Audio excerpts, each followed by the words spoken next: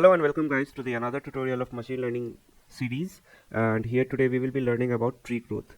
So as you know guys, most of the algorithm that we have learned so far, like decision tree, random forest, XGB, cat boost, all are tree based algorithm, right?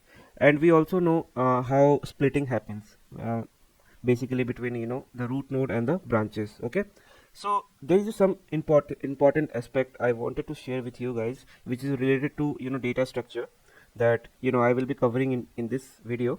So let's get started. So we'll understand what is the need of tree growth, where when there is no need, when there is need, what is the added advantage, what is the disadvantages, like how it decides, all those things. Okay, so tree growth is a tree-based algorithm referred to the process of constructing a decision tree by recursively partitioning the feature space into smaller and smaller subspace. So the process starts with the root node, which represents the entire data set, and then the data is split at node based on feature that provide the most information gain or the purity, the best purity reduction. So this process is continued until a stopping criteria is reached, such as maximum tree depth or a minimum number of sample per leaf node. Okay. So the tree growth process is a crucial step in many popular tree based algorithms such as decision tree, random forest, and gradient boosting machine learning algorithms. So the quality of decision tree and its ability to generalize well to new data depend on tree growth strategy used. Okay, and that is what we will be learning here.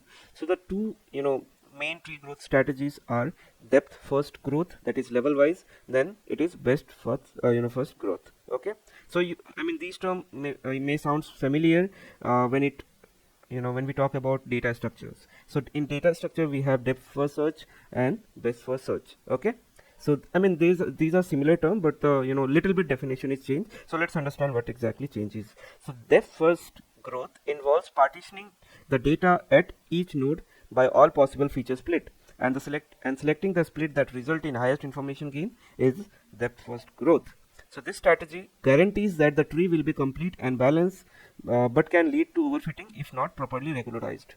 So best first growth, on the other hand, select the split that result in largest decrease in the global loss function rather than just the local information gain.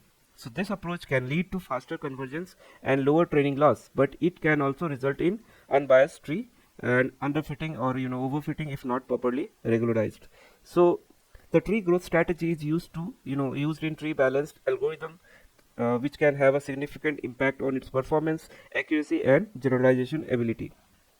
So some important point to consider about tree growth are, that is, the order in which the tree is expanded can affect the resulting tree when not growing it to its full depth. Okay, so best first and depth first will result in the same tree when growing it fully. Okay, so early stopping criteria and pruning method can lead to different trees.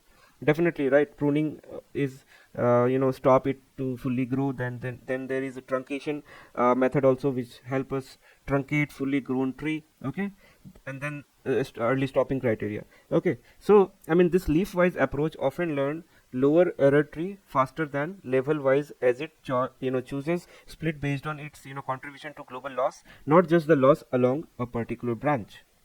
On the other hand, again, leaf wise approach may perform better than level wise for a small number of nodes.